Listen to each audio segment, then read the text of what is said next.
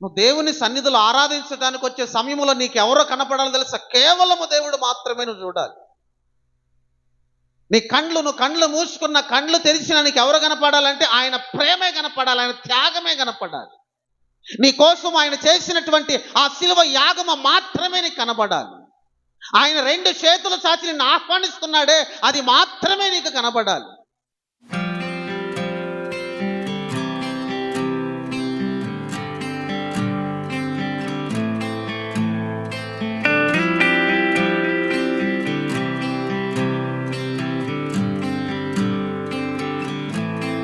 నా పూర్ణ హృదయముతో నేను యెహోవాను స్తుతించెదను. యెహోవా, నీ అద్భుత కార్యములన్నిటినీ నేను వివరించెదను. దావీదు యెహోవాని స్తుతించిన సందర్భాలు ప్రతిదినము కూడా ఉంటాయి. మనము కేవలము ఏ ఆదివారమునో ఏ శనివారమునో మాత్రమే మనం దేవుణ్ణి స్తుతించుతున్నాం. కానీ దావీదు జీవితాన్ని కానీ మనం పరిశీలన చేసుకున్నట్లయితే ఆయన ఒక రోజుకి పరిమితమైన వాడు కాదు దేవుణ్ణి స్తుతించడానికి. దావీదు ప్రతిరోజు కూడా దావీదు దేవుణ్ణి స్తుతించిన సందర్భాలు ఉంటాయట. ఒక రోజుకు పరిమితం చేసుకునేవాడు కాదు. ఆదివారము దేవుణ్ణి స్తుతించుదాములే, సోమవారం స్తుతించుదాములే అని ఏదో ఒక రోజును కేటాయించుకొని దేవుణ్ణి స్తుతించిన వాడు కాదు. కానీ తన జీవితంలో ప్రతి దినము కూడా ఆయన రాజుగా ఉన్నప్పుడు స్తుతించాడు, కాపరిగా ఉన్నప్పుడు కూడా దేవుణ్ణి స్తుతించిన సందర్భాలు ఉన్నాయి. ఆ స్తుతించిన సందర్భములో కూడా ఆయన అంటున్నాడు, నేను నా పూర్ణ హృదయముతో దేవుణ్ణి స్తుతించెదను అని అంటున్నాడు. ఏ హృదయముతోనండి? పూర్ణమైనటువంటి హృదయముతో. దేవుణ్ణి స్తుతించే విషయములో మనం ఎలా స్తుతించాలి అంటే పూర్ణముగా దేవుణ్ణి స్తుతించాలి. దేవుణ్ణి స్తుతించటానికి వచ్చి దేవుణ్ణి మనం ఆరాధించటానికి ఇక్కడికి వచ్చి ఆ దేవుణ్ణి చూడకుండా, ఆ దేవుని ప్రేమను చూడకుండా, ఆ దేవుడు చేసిన త్యాగము చూడకుండా, ఆయన దేహము మీద కారుతున్నటువంటి రక్తమును చూడకుండా మిగిలినటువంటి అన్నిటినీ మనం జ్ఞాపకం తెచ్చుకుంటాం. అన్ని జ్ఞాపకం వస్తాం, అన్ని చూస్తాం.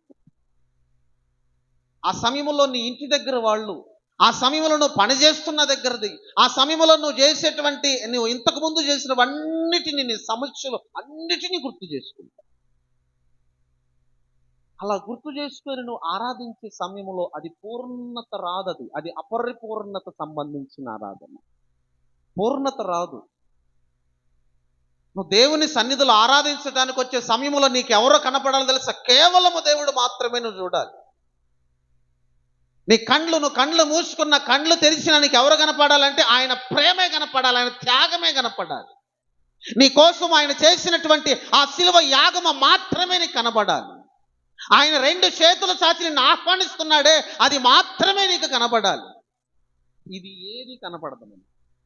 నీ కోసం ఆయన చేసిన శిలువ కనపడదు, నీ కోసం ఆయన కాచిన రక్తము కనపడదు, నీ కోసం ఆయన మోసినటువంటి ఆ భారములు కనపడు, నీ కోసం ఆయన చేసినటువంటి ఏ బలియాగము కూడా నీకు కనపడదు. ఇవన్నిటిని పక్కన పడేసి మొత్తం ఆలోచిస్తావు. నీ కుటుంబ నేపథ్యం అంతా ఆలోచిస్తావు. నీ పిల్లల గురించి, నువ్వు చేసిన పనుల గురించి, నువ్వు చేయాల్సిన పనుల గురించి, నీ ఇంటిని గురించి, ఇంట్లో ఉన్నటువంటి ఆ క్యాంటీన్ కిచెన్ గురించి, స్టవ్ గురించి, బట్టల గురించి, వాన గురించి, తడిసిపోయేటువంటి వస్తువుల గురించి ఆలోచిస్తావు. ఇలా ఆలోచించి నువ్వు కేవలము కొంతవరకే నువ్వు దేవుణ్ణి ఆరాధన చేస్తావు కానీ, స్తుతించుతావు కానీ పూర్ణముగా స్తుతించలేవు. నువ్వు పూర్ణముగా స్తుతించాలి అంటే నువ్వు చేయాల్సిన పని ఏంటో తెలుసా? ఆ ఆలోచనలన్నిటినీ కూడా నువ్వు మూసేసేయాలి, తలుపులేసి మూసేసేయాలి. ఇక ఏది కూడా నీకు జ్ఞాపకం రాకూడదు. ఈ దేవుని సన్నిధికి వచ్చిన తర్వాత, ఆయన మందిరములోకి నువ్వు ప్రవేశించిన తర్వాత, నువ్వు లేచి నిలబడి కండ్లు మూసుకుని 2 చేతులు ఎత్తిన తర్వాత ఇక నీకు దేవుడు తప్ప, దేవుని త్యాగము తప్ప, దేవుని ప్రేమ తప్ప, నీ ఎడల ఆయన చేసిన కార్యము తప్ప ఇక ఏది కూడా నీకు కనపడకూడదు, గుర్తుకు రాకూడదు. అప్పుడు పూర్ణమైనటువంటి మనస్సుతో నువ్వు ఆరాధించినట్టు. నీ పెదవులతో కాదు నువ్వు ఆరాధించాల్సింది, నీ మనస్సుతో, నీ హృదయముతో నువ్వు దేవుణ్ణి ఆరాధించాలి. నీ నోట స్తుతి నీ పెదవుల మీద, నీ నోటి మీద కాదు రావాల్సింది, హృదయములో నుంచి, కడుపులో నుంచి తన్నుకొని రావాలి ఆ ఆరాధన. అది పూర్ణమైనటువంటి ఆరాధన. దావీదు అంటున్నాడు, ఆయన చేసిన మేలులను జ్ఞాపకము చేసుకుని నా పూర్ణమైన హృదయముతో నేను దేవుణ్ణి స్తుతించేదను. కళ్ళు మూసుకుంటే నీ పిల్లలు కనపడకూడదు, పక్కనున్న పిల్లలు. కళ్ళు మూసుకుంటే పక్కనున్నటువంటి ఆ శబ్దము, ఇతరులు పలికే శబ్దము కూడా నీకు వినబడకూడదు. కొన్నిసార్లు మనం కూడా ఈ అనుభూతిని పొందుకుని ఉంటాం. మనం చెప్పే కొన్ని మాటలు కొన్నిసార్లు ఎందుకు వినబడవు. మనం చెప్పే కొన్ని మాటలు కొన్నిసార్లు, లేదా ఇతరులు చెప్పే కొన్ని మాటలు కొన్నిసార్లు మనకు వినబడవు. ఆ వినబడనటువంటి సందర్భంలో ఏమంటే ఏం చెప్తూ అన్నారు. మీరు ఎప్పుడైనా ఎవరైనా మీకు ఏదైనా చెప్పినప్పుడు అది నీకు వినపడదు. నీ పక్కనే కూర్చొని చెప్తారు, నీకు వినపడదు. ఏం చెప్పావు నువ్వు నాకు అని మనం తిరిగి మరలా ప్రశ్నిస్తున్నాం. ఎందుకు వినపడదు? చెవుడా నీకేమన్నా? చెవుడేమన్నా ఉందా? చెవుడే ఉండదు మళ్ళీ. కానీ నీ పక్కన కూర్చొని నీతో చెప్పిన మాట నీకు వినపడదు. ఎందుకు వినపడతల్లా?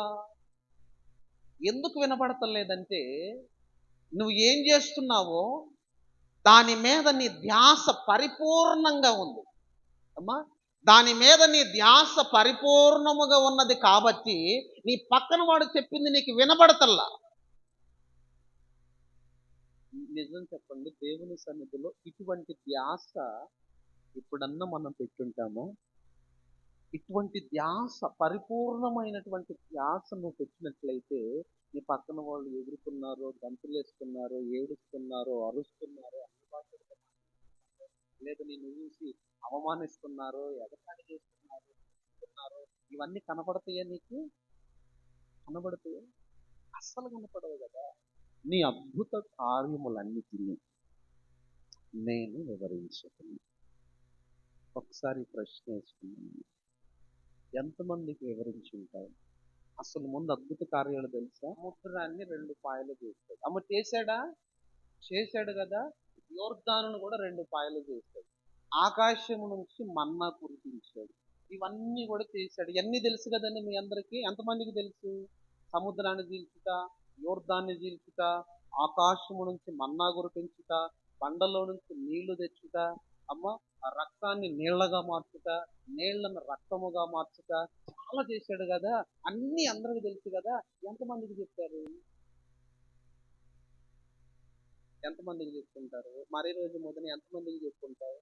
ఈ కోడల్ని పిలిచి కూర్చోమ్మా అని ఒక బైబిల్ తీసుకొచ్చి, ఇదిగో నిర్గమకాండంలో దేవుడు ఆకాశము నుంచి ఇశ్రాయేలుకు మన్నా కురిపించాడమ్మా అని చెప్పావా అప్పుడమ్మా? దేని మొదన నువ్వు చెప్పావా? చిన్న కోడల్ని తీసుకొచ్చి, అమ్మా దేవుడు ఎన్ని కష్టాలు వచ్చినా సముద్రాన్ని గెలిచినట్టు ఎన్ని సమస్యలను గెలిచేవాళ్ళమ్మా అని చెప్పావు ఎప్పుడన్నా? ఎవరైనా చెప్పావా?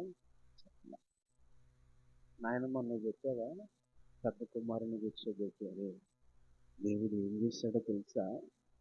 దేవుడు ఎన్ని గొప్ప కార్యాలు చేశాడో తెలుసా? దేవుడు ఎన్ని అద్భుతమైన కార్యాలు చేశాడో తెలుసా అని ఎప్పుడన్నా నీ పెద్ద కుమారుడితో, పెద్ద కోళ్ళతో చెప్పావా? అనుష నువ్వు చెప్పావా నీ భర్తకి? చెప్పావా? దారిని పోయేటువంటి వాళ్ళకి చెప్పావు ఎప్పుడన్నా? పెంచును 11 ఇస్తారంట అని ఎంతమందికి చెప్పారు? ఇవాళ అడిగిన వాళ్ళకి చెప్పారా? అడగిన వాళ్ళకి కూడా చెప్పారా?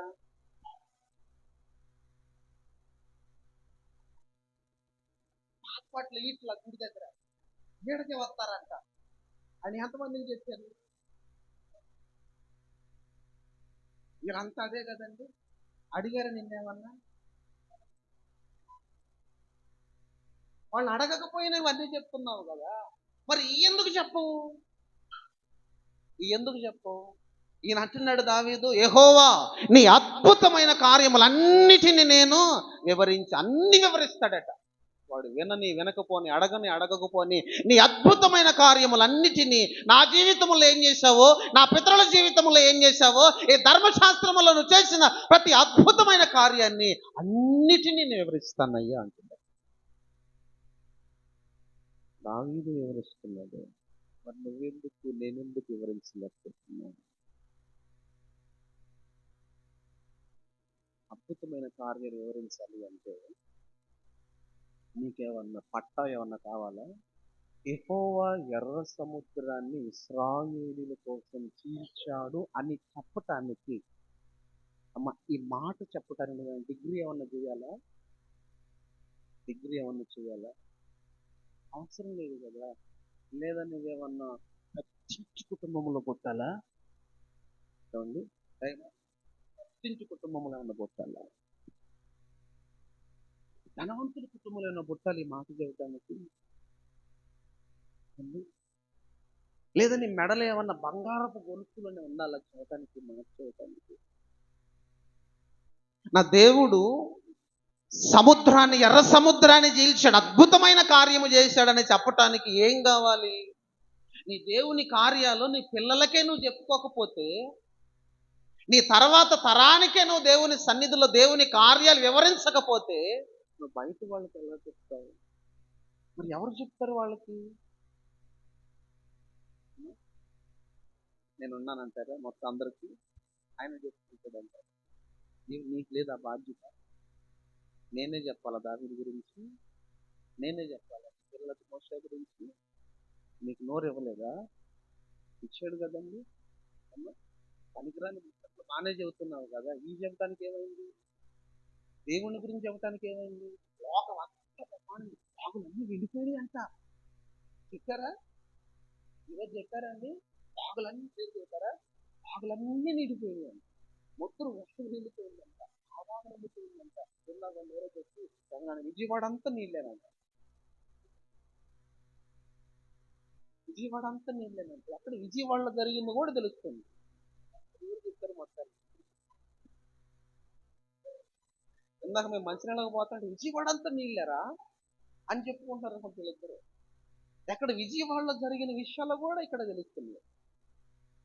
ఇవన్నీ చెబుతున్నావు కదా, నీ పిల్లలకు తెలిసి దేవుడు ఇన్ని గొప్ప కార్యాలు చేశాడు అని ఏమైంది చెప్తాను. ఒక్కసారి రాజుల మొదటి గ్రంథం చూద్దాం. రాజుల మొదటి గ్రంథం మొదటి అధ్యాయం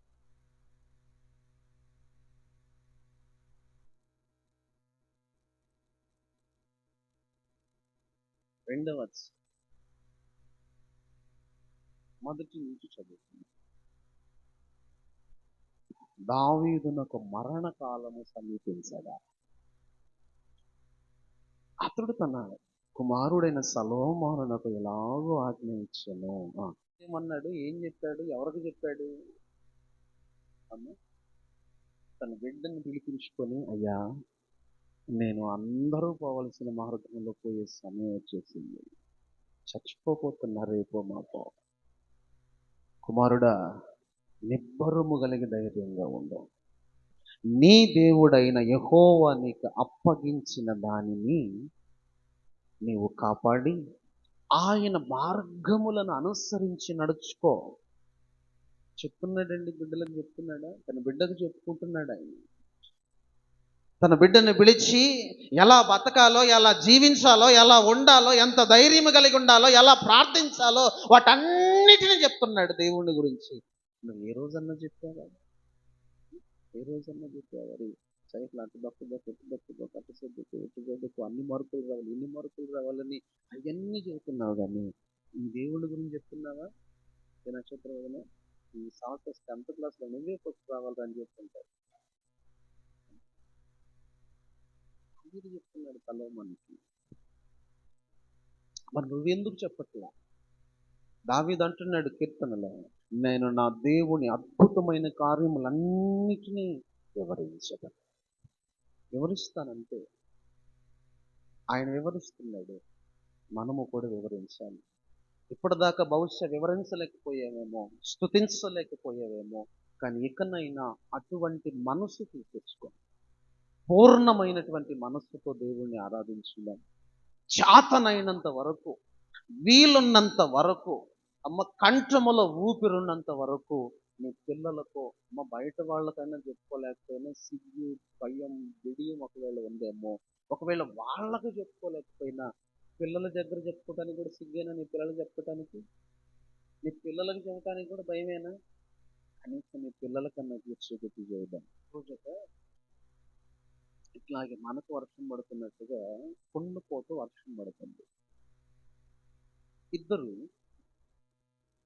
తండ్రి కొడుకు ఇద్దరు, వారికి సువార్త ప్రకటించేటువంటి అలవాటు ఉంది వాళ్ళకి. కొన్ని పాంప్లెట్స్ తీసుకొని లేదా బైబిల్ తీసుకొని ప్రతిరోజు కూడా ఏదో ఒక ఊరు వెళ్ళి ఆ ఊరిలో ఉన్నటువంటి ప్రతి ఇంటికి వెళ్ళి కనబడినటువంటి ప్రతి మనిషికి కూడా ఆ పాంప్లెట్ ఇచ్చి, యేసయ్య నమ్ముకో, నీ జీవితం మారిపోయింది అని యేసు చేసిన త్యాగము, యేసు ప్రేమను వివరిస్తూ తిరుగుతూ ఉండేవాళ్ళు వాళ్ళు. ఒకరోజు ఇలాగే కొండపోత వర్షం కురుస్తూ ఉంది. ఈ వర్షానికి తండ్రి అన్నాడు, ఈ రోజు వద్దులేరా, రేపు వెళదాము, వర్షం తగ్గిపోయిన తర్వాత వెళదామని తండ్రి అన్నాడు. కానీ ఎందుకో కుమారుడు ఆ మాటను అంగీకరించలేకపోతున్నాడు. తన మనస్సులో, తన మదిలో, తన హృదయంలో ఒకటే మంట, వెళ్ళాలి, వెళ్ళాలి, వెళ్ళి తీరాలి, సువార్త ప్రకటించాలి అనేటువంటి మంట తనను స్థిరముగా ఉండనివ్వట్ల. ఆ తండ్రి మాటను విననివ్వట్ల. సరే, నువ్వు వచ్చినా రాకపోయినా నేను వెళ్ళిపోతానని చేతిలో కొన్ని పాంప్లెట్స్ తీసుకొని, మరొక చేతిలో ఒక బైబిల్ తీసుకొని వెళ్ళాడట. ఒక ప్రాంతానికి వెళ్ళాడు, ఒక గ్రామానికి వెళ్ళాడు. ఆ గ్రామానికి వెళ్ళి ఆ గ్రామంలో తనకు కనబడినటువంటి వారికి ఆ పాంప్లెట్ ఇస్తూ వెళుతున్నాడట. ఆ పాంప్లెట్ ఇస్తూ ఆయన తిరుగుతూ ఉన్నాడు. ఒక వైపున, మరొక వైపున ఒక ఇంట్లో ఏం జరుగుతుందంటేనండి, ఒక ముసలమ్మ ఉరేసుకుంటుందట లోపల. తలుపులన్నీ వేసేసి గొళ్ళెం పెట్టుకొని గడిపెట్టుకొని ఉరేసుకుంటుందట. తనకేదో కష్టం వచ్చింది, తనకొచ్చిన బాధను బట్టి, ఆ బాధను భరించలేక, తనకొచ్చినటువంటి ఆ సమస్యను జయించలేక, ఇక ఏ మార్గము లేక చచ్చిపోదాం అనుకొని ఉరేసుకుంటుందట. ఆ ఉరేసుకుంటున్నటువంటి ఆమెను కాపాడటానికి ఎవరూ లేరు. అసలు ఆమె ఉరేసుకుంటున్న సంగతి ఎవరికి కూడా తెలియదు. ఆ గదికి ఆమెకి తప్ప ఎవ్వరికి తెలియదు. ఆమె ఉరేసుకోవడానికి స్టూల్ వేసుకుంది, స్టూల్ మీద నుంచుంది, పైన తాడు కట్టుకుంది, ఆ తాడు మెడకు కూడా తగిలించుకుంది. కళ్ళెంబటి కన్నీరు గారుతా ఉన్నాయి. గుండె నిండా బాధ ఉంది. ఆ బాధను పంచుకోవటానికి ఎవరూ లేరు ఆమె దగ్గర. ముసలమ్మ ఆ బాధ నుంచి విడిపించే వాళ్ళు ఎవరూ లేరు.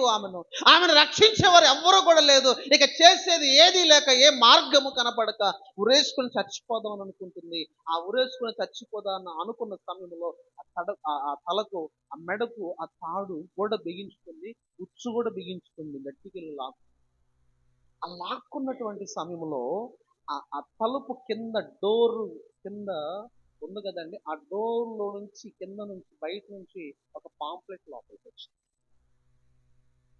ఆ పాంప్లెట్ మీద ఒకటి, నా కుమార్తె నా మాట విను అని ఒకటి. కింద చూసింది ఆమె. ఎవరు రాశారు, ఎవరు పంపించారు అని ఆమె తీసి కిందకి దిగి ఆ పాంప్లెట్ చదువుతూ ఉంది. ఆ పాంప్లెట్ చదవటం కూడా అయిపోయింది. ఆ పాంప్లెట్ చదవటం అయిపోయిన తర్వాత ఆ స్టూల్ వేసారండి. ఆ స్టూల్ తీసి పక్కన పెట్టేసింది. ఆ పైన ఉన్నటువంటి తాడు తీసారా, తాడు తీసుకొని పడేసింది. తలుపు ఓపెన్ చేస్తే ఆ తలుపు బయట సువార్తను ప్రకటించడానికి వచ్చినటువంటి ఆ యవనస్తుడు మీద, అయ్యా ఏంటిది? ఇది నా దేవుని యొక్క సువార్త, ఇది నా దేవుని యొక్క వాగ్దానము, ఇది నీ కోసము, నిన్ను రక్షించుట నిమిత్తము నా దేవుడు నీ కోసము చేసిన బలి యాగమును గురించినటువంటి వార్త. నిన్ను రక్షించటానికి ఎలలో ఎవ్వరూ నీకు లేరనుకుంటున్నావేమో, నా యేసయ్య నిన్ను రక్షించటానికి పరలోకమును విడిచి ఈ లోకానికి దిగి వచ్చాడు. నీకెన్ని సమస్యలున్నా, నీకెన్ని భారాలున్నా, నీవు ఎంతటి స్థితిలో ఉన్నా కానీ, ఏ పరిస్థితిలో ఉన్నా కానీ, నిన్ను రక్షించటానికి నా యేసయ్య నీకు నీకోసం సిద్ధంగా ఉన్నాడన్న వార్త ప్రకటించి ఎముడు పడుకొని నీళ్లు పిలుచు. నా యేసయ్య నా కోసము ఇంత త్యాగము చేశాడు. ఆ ప్రేమ అంతటిని, ఆయన చేసిన కార్యములన్నిటినీ ఆ పేపర్లో రాసిన వాటి అన్ని చదువుకొని నిబ్బరము కలిగి ధైర్యంగా ఉండి తన మనస్సు మార్చుకుంది. నేను చెప్తున్నాను, ఆ సమయంలో అతడు వివరించకపోయినట్లయితే, దేవుని కార్యములను తెలియచేయకపోయినట్లయితే ఇది చచ్చిపోయింది. అందుకని దావీదు అంటున్నాడు, నా దేవుని అద్భుతమైన కార్యములన్నిటిని నేను వివరించదను. ఇంకొక మాట, వివరించే వాళ్ళ గురించి చెప్పినటువంటి మాట ఏంటంటేనండి, నా దేవుని సేవకుల పాదములు పర్వతముల మీద సుందరములై ఉన్నవి అంటున్నాడు. నిజంగా ఆమెకు అతని రాక, అతని పాదం చెప్తున్నా, ఆమె బతకటానికి ఉపయోగపడుతుంది. అట్లాంటి వాళ్ళ గురించి రాసి వాళ్ళ రాక, ఆ పాదాలట సుందరమైనవటని, ఇంటికి వద్దకు వచ్చేటువంటి పాదాలు. నువ్వు దేవుని వివరిస్తే నీ పాదాలు కూడా సుందరమైనవే. ఈ దేవుడి అద్భుతమైన కార్యాలను తెలియజేస్తే, నువ్వు తెలియజేసిన మాటను బట్టి ఒక కుటుంబమో లేకపోతే ఒక జాతో బాగుపడితే నీ కుటుంబం బాగుపడినట్టు కదా, నీ వలన వాళ్ళు బతికినట్టు కదా. వాళ్ళ దృష్టిలో నీ పాదాలు సుందరమైనవి. అంత ఆధిక్యతను దేవుడు ఇస్తాడు. కాబట్టి ఈ రెండు విషయాలు, దేవుణ్ణి ఎలా స్తుతించాలండి? అమ్మ, పూర్ణమైనటువంటి హృదయముతో దేవుణ్ణి స్తుతించు, పూర్ణముగా స్తుతించు. పూర్ణముగా ఏ పనైనా కానీ సగం సగం చేయబాక. మనకు సగం సగం చేయటమే మనకు ఇష్టం. ఏ పని చేసినా కానీ సగమే. దేవుణ్ణి ఆశీర్వదించే విషయంలో, దేవుడు నిన్ను ఆశీర్వదించే విషయంలో సగం ఆశీర్వదించాయని అడగం. ఆయనేమో నీకు పూర్ణంగా చేయాలి, నువ్వేమో సగం సగం చేయాలి. నువ్వు సగం సగం చేయాలి. పిండి కొద్దే రొట్టె, గుర్తుపెట్టుకోండి. పిండి కొలది రొట్టె వచ్చింది కానీ పిండి తక్కువ రొట్టెలు ఎక్కువేమి రావు. చేశారండి ఇలా? మీరు చేసుకునే ఉంటారు కదా, ఒక పక్కన చికెన్, ఒక రొట్టెలు చేసుకొని వర్షానికి తింటా ఉంటే చాలా ఎక్కువ. ఇలా చేయకపోయినా రేపన్నా చేయొచ్చు, రేపు ఆదివారం కదా. పిండి కొద్ది రొట్టె వచ్చింది కానీ పిండి ఎంత కలిపి మా ఇంటి మొత్తానికి రావాలి రొట్టెలు అంటే వస్తాయా? రాను కూడా రావు. నీ భక్తి పడదే నీ ఆశీర్వాదం వస్తుంది. నువ్వు పూర్ణముగా దేవుణ్ణి ఆరాధించి పూర్ణమైనటువంటి ఆశీర్వాదాలు వస్తాయి. కాబట్టి దేవుణ్ణి పూర్ణముగా స్తుతించాలి. దేవుని అద్భుతమైన కార్యాలను ఏం చేయాలి? వివరించాలి. ఎవరికి వివరించాలి? నీ ఎదుటి వారికో, నీ పిల్లలకో, నీ కుటుంబ సభ్యులకో, మీ అమ్మకో, మీ నాన్నకో, నీ భర్తకో, నీ బంధువులకో, నీకు కనబడిన వాళ్ళకో, కనబడని వారికి కూడా వివరించాలి.